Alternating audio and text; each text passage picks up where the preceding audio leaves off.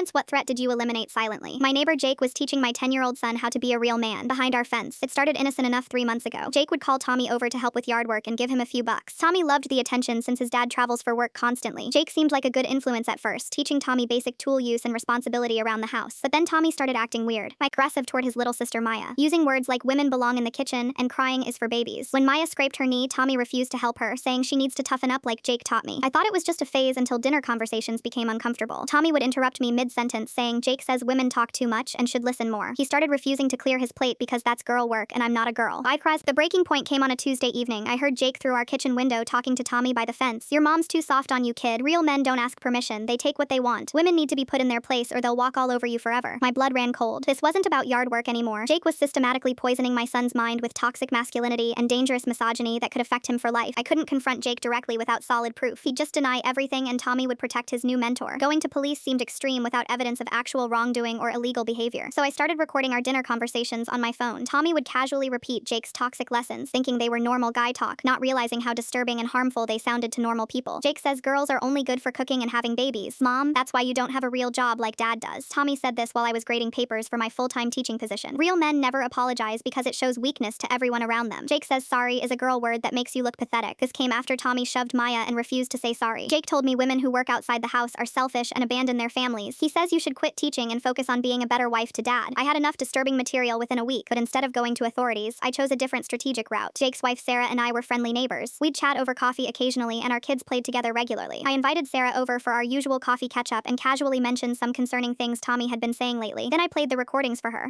Her face went completely white as she listened to her husband's voice, filling my innocent son with hatred toward women. Tears started flowing when Tommy repeated Jake's toxic views about working mothers. Oh my God, Sarah whispered shakily. He's been saying similar horrible things to our teenage daughter Emma about knowing her place and not being too ambitious with her college plans. Turns out, Jake had been systematically undermining Emma's confidence for months, telling her engineering was too hard for girls and she should focus on finding a good husband instead of pursuing career goals. Sarah was absolutely horrified. She'd noticed Emma becoming withdrawn and insecure but never connected it to Jake's daily influence. The recordings opened her eyes to a dangerous pattern of psychological manipulation she'd completely missed. Within 2 weeks, Sarah had documented more evidence of Jake's toxic behavior toward their daughter. She filed for divorce that month, citing irreconcilable differences and psychological harm to their child. Jake moved out quietly to avoid a messy custody battle that would expose his manipulation tactics in court proceedings. He knew the recordings would destroy any chance of getting joint custody. Tommy never asked why his mentor suddenly disappeared. I simply told him Jake got busy with other important things. Within a month, Tommy's behavior returned to completely normal without Jake's daily poison. Sometimes the most effective protection happens in shadows. Sarah got full custody and Emma's confidence slowly returned over time. Jake learned actions have serious consequences even when nobody confronts you directly.